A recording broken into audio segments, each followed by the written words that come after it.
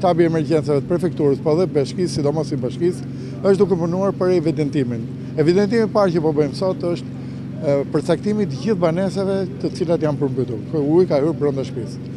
Pastaj grupi i punës do të bëjë evidentimin real të dëmeve të shkaktuara dhe ky lloj evidentimi, gjitha këto dokumentacione do të kalojnë sipas rradhës, sipas ligjit, përkatës deri në vendimin që do merret për dëmshpërblimin e tyre.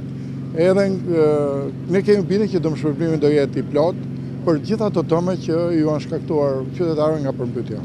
Shtabi i emergjencave i prefekturës, edhe i bashkisë Shijak, edhe i bashkisë Durrës, ka marrë gjitha masat, edhe për familjet cilat kanë dëmtime të nivelit të lartë, ku është bërë e pamundur qëndrim në shtëpi, por kanë dhe vështirësi për të plotësuar nevojat e tyre jetike, me sistemimin në konvalescencën e shtëpisë pushimit në Durrës.